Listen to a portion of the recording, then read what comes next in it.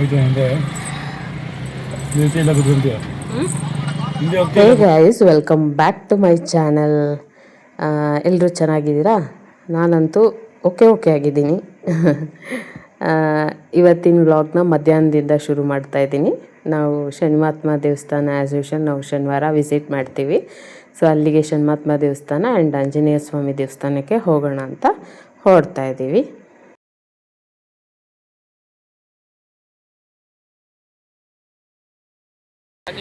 ನಾವು ಯಾವಾಗಲೂ ಯೂಶಲಿ ನೆಲಮಂಗಲ ಮೇಲೆ ಹೋಗ್ತೀವಿ ಚಿಕ್ಕಮದುರೆ ದೇವಸ್ಥಾನಕ್ಕೆ. ಆ್ಯಂಡ್ ಆ್ಯಸ್ ಯೂಶುವಲ್ ಶನಿವಾರ ಆಗಿರೋದ್ರಿಂದ ರೋಡ್ ಫುಲ್ಲು ಟ್ರಾಫಿಕ್. ಸೊ ಅಲ್ಲೊಂದು ಹಾಫ್ ಆನ್ ಅವರ್ ವೇಸ್ಟ್ ಆಗುತ್ತೆ ನಮಗೆ. ಆ್ಯಂಡ್ ಅಲ್ಲಿಂದ ನೆಲಮಂಗಲದಿಂದ ಈ ಕಡೆ ಟರ್ನ್ ತಗೊಂಡು ಚಿಕ್ಕಮದುರೆ ರೋಡ್ಗೆ ಹೊರಟಿದ್ವಿ.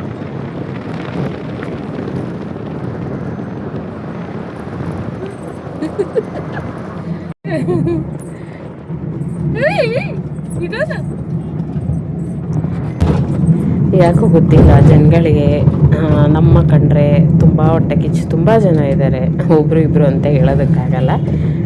ಅದೇನೋ ಕೆಟ್ಕೊಂಡು ಬಿದ್ದಿದೆ. ಮನೇಲಿ ನೋಡಿದ್ರೆ ಫಿಶ್ ಸತ್ತೋಯ್ತು. ನನ್ನ ಮಗನಿಗೆ ಹಿಂದಿನ ದಿನ ಹುಷಾರಿರಲಿಲ್ಲ, ಫಿಶ್ ಸತ್ತೋಯ್ತು, ಇವನು ಹುಷಾರಾದ. ಸೊ ನಾವು ದೊಡ್ಡವ್ರು ಹೇಳೋದು ಕೇಳಿದ್ದೀವಿ, ಮನೆಯವ್ರ ಮೇಲೆ ಏನಾದರೂ ಕೆಟ್ಟ ದೃಷ್ಟಿ ಬಿದ್ದರೆ ಅದು ಪ್ರಾಣಿಗಳ ಮೇಲೆ ಹೋಗುತ್ತೆ, ಮನೆಯಲ್ಲಿ ಸಾಕಿರೋ ಅಂಥ ಪೆಟ್ ಮೇಲೆ ಹೋಗುತ್ತೆ ಅಂತ. ಹೀಗೆ ಮಾಡಿ ನಮ್ಮ ಚರಿ ಕೂಡ ಹಾಗೆ ಸತ್ತೋಯ್ತು. ನಮ್ಮ ಫ್ಯಾಮಿಲಿ ಮೇಲೆ ಆವಾಗ ಕಣ್ಣು ಬಿದ್ದಿತ್ತು. ಆ್ಯಂಡ್ ನೆಕ್ಸ್ಟ್ ಇವಾಗ ಫಿಶ್ ಸತ್ತೋಯ್ತು.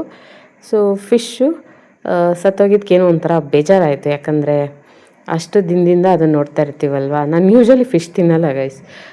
ಅಷ್ಟು ದಿನ ಯೂಶ್ವಲಿ ಮಗು ಥರ ಸಾಕಿದ್ದೆ, ಅದು ಕೂಡ ಸತ್ತೋಯ್ತು. ಬೇಜಾರಾಯಿತು ಬೆಳಗ್ಗೆನೆ. ಆ್ಯಂಡ್ ಯಾಕೋ ಒಳ್ಳೇದಿಲ್ಲ. ಆ್ಯಸ್ ಯೂಶ್ವಲ್ ಹೋಗ್ತಾ ಇದ್ದೀವಲ್ಲ, ನಮ್ಮ ಬಾಸಿಗೆ ಒಪ್ಪಿಸ್ಬಿಡೋಣ ಎಲ್ಲ ಅಂದ್ಬಿಟ್ಟು ನಮ್ಮ ಅಚ್ಚುಮೆಚ್ಚಿನ ಶನಿ ಮಹಾತ್ಮ ಸ್ವಾಮಿ ಹಾಗೂ ಆಂಜನೇಯ ಸ್ವಾಮಿ ದೇವಸ್ಥಾನಕ್ಕೆ ಹೊರಟಿದ್ದೀವಿ. ಮಧ್ಯಾಹ್ನ ಮೇಲೆ ವ್ಲಾಗ್ನ ಶುರು ಮಾಡ್ತಾಯಿದ್ದೀವಿ. ಯಾಕಂದರೆ ಬೆಳಗ್ಗೆ ಸಿಕ್ಕಾಪಟ್ಟೆ ಚಳಿ ಇತ್ತು. ನನ್ನ ಮಗನ ಕರ್ಕೊಂಡು ಹೋಗೋಕ್ಕಾಗಲ್ಲ ಆ ಚಳಿಯಲ್ಲಿ. ಮಧ್ಯಾಹ್ನ ಬಿಸಿಲು ಬಂತು, ಆವಾಗ ಹೊರಟ್ವಿ ನಾವು ದೇವಸ್ಥಾನಕ್ಕೆ. ಒಂದು 3:30 ಆಗಿತ್ತು ನಾವು ದೇವಸ್ಥಾನ ರೀಚ್ ಆಗೋ ಅಷ್ಟರಲ್ಲಿ. ವಾರದಲ್ಲಿ ಜನ ಬರ್ತಾಯಿದ್ರು ಇನ್ನು. ಆ್ಯಂಡ್ ಅಲ್ಲಿ ಸ್ವಲ್ಪ ಹೊತ್ತಿಗೆ ಏನಾಯಿತು, ಇನ್ನೇನು ಸ್ವಲ್ಪ ಹೊತ್ತು ಒಳಗಡೆ ಹೋಗ್ಬೇಕನ್ನೋಷ್ಟರಲ್ಲಿ ಟೆಂಪಲ್ ಕ್ಲೋಸ್ ಮಾಡಿದ್ರು. ಮಾಡಾದ್ಮೇಲೆ ಅಲ್ಲಿ ಎಲ್ಲ ಹೊಸ ಹೂವು ಹಾಕಿ ಎಲ್ಲ ಅಲಂಕಾರ ಮಾಡಿ ಮತ್ತು ಎಲ್ಲ ಕಸ ಎಲ್ಲ ಗುಡಿಸಿವರೆಗೂ ನಮ್ಮನ್ನು ಕಾಯಿಸಿದ್ರಲ್ಲಿ ಒಂದು ಹಾಫ್ ಆನ್ ಅವರ್ 3/4 ಗಂಟೆ ಕಾಯಿದ್ವಿ. ನೆಕ್ಸ್ಟು ನಮ್ಮ ಸ್ವಾಮಿ ದರ್ಶನ ಕೊಟ್ಟರು. ಇಲ್ಲಿ ಬಾಕ್ಲಲ್ಲಿ ನಿಂತ್ಕೊಂಡು ಕಾಯ್ತಾ ಇದ್ವಿ ತುಂಬ ಜನ. ನಾವು ಬಂದಾದ್ಮೇಲೆ ನಾವೇ ಫಸ್ಟು ಇರೋದಲ್ಲಿ. ನಾವು ಬಂದಾದ್ಮೇಲೆ ಇನ್ನೂ ಅಷ್ಟುದ್ದ ಕ್ಯೂ ಇದೆ. ಸೊ ಶನಿವಾರ ಅಂತೂ ಸಿಕ್ಕಾಪಟ್ಟೆ ಜನ ಇಲ್ಲಿ. ಸೊ ದರ್ಶನ ಎಲ್ಲ ಆಯಿತು. ದರ್ಶನ ಮುಗಿಸ್ಕೊಂಡು ನೆಕ್ಸ್ಟು ನಾವು ಆಂಜನೇಯನ ದೇವಸ್ಥಾನಕ್ಕೆ ಹೊರಡೋಣ ಅಂತ ಹೊರಟ್ವಿ. ನನ್ನ ಮಗನ ಸ್ವಲ್ಪ ಹೊತ್ತು ಓಡಾಡಲಿ ಅಂತ ಬಿಟ್ಟಿದ್ದೀವಿ.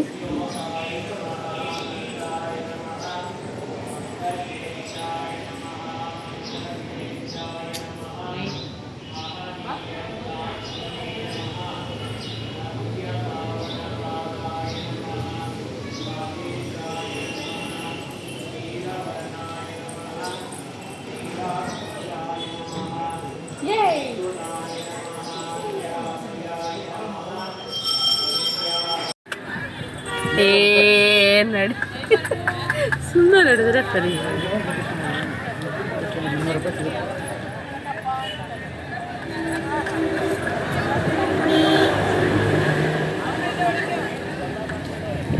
ಅದೊಂದು ಬಂದೆ ಬಾಯಲ್ಲಿ ಬನ್ನಿ ಪೂಜೆ ಮಾಡಿಕೊಡ್ತೀನಿ ಗಾಡಿಗೆ. ಹಸಿನ ತೊಳೆ ನೋಡಿ, ಈ ಸೀಸನಲ್ಲಿ ಹಲಸಿನ ಹಣ್ಣು ತಿಂದಿರಲಿಲ್ಲ ನಾನು. ಮಾವಿನ ಹಣ್ಣು ತಿಂದಿದ್ದೆ. ಫೈನಲಿ ಇವತ್ತು ಹಲಸಿನ ಹಣ್ಣು ತಿಂತಾಯಿದ್ದೀನಿ. ಚೆನ್ನಾಯ್ತಾ? ಬಟ್ ಅದೇ ಯಾವ ಕೈಯಲ್ಲಿ ಕುಯ್ದಿರ್ತಾರೆ ಅಂತ ಅದೊಂದು ಬಿಟ್ಟರೆ ಇನ್ನೇನಿಲ್ಲ.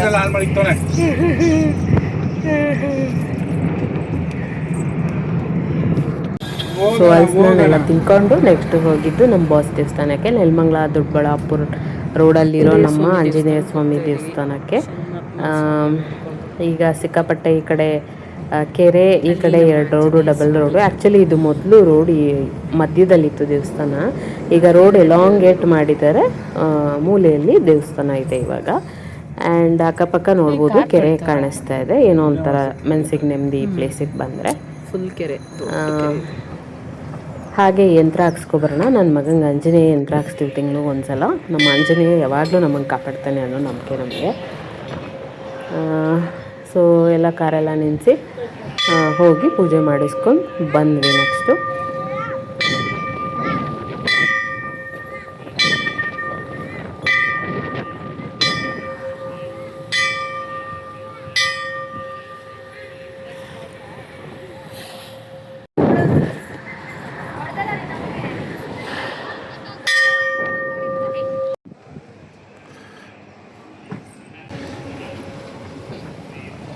ಯಾಕೋ ಹೋದ ಬೇವರ್ಸಿ.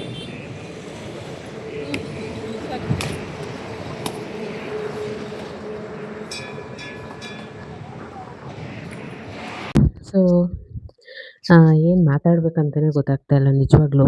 ನಮಗೆ ಕಂಡ್ರೆ ಅದು ಯಾರಿಗೆ ಹೊಟ್ಟೆ ಕಿಚ್ಚು ಅಂತ ನಂಗೆ ನಿಜವಾಗ್ಲೂ ಗೊತ್ತಿಲ್ಲ. ಹೀಗೆ ಸ್ವಲ್ಪ ದಿನದ ಹಿಂದೆ ನನ್ನ ಮಗಂಗೆ ಹುಷಾರು, ನನಗೂ ಫಸ್ಟ್ ಹುಷಾರು ತಪ್ಪಿತು. ಆಮೇಲೆ ನನ್ನ ನಂತರ ನನ್ನ ಮಗಂಗೆ ಹುಷಾರು ತಪ್ಪಿತು 2 ಡೇಸ್ ಆದಮೇಲೆ. ಅದಾದಮೇಲೆ ಏನಾಯಿತು, ಒಂದು ದಿವಸ ಹುಷಾರಾಗಿರ್ತಾನೆ, ತಿರ್ಗಾ ಅದೇನು ಆಗುತ್ತೋ ಗೊತ್ತಿಲ್ಲ, ಇನ್ನೊಂದು ಡೇಗೆ ಸಿಕ್ಕಾಪಟ್ಟೆ ಕೆಮ್ಮು, ರಾತ್ರಿ ಎಲ್ಲ ನಿದ್ದೆ ಮಾಡಲ್ಲ, ಆ ಥರ 1 ಡೇ ಫುಲ್ಲು ಆ ಥರ ಬಂದಿತ್ತು. ಆ್ಯಂಡ್ ಎಸ್ಟರ್ಡೇ ಅನ್ಕೋತೀನಿ, ಎಸ್ಟರ್ಡೇ, ಡೇ ಬಿಫೋರ್ ಎಸ್ಟರ್ಡೇ, ಯಾವತ್ತು ಥರ್ಸ್ಡೇ.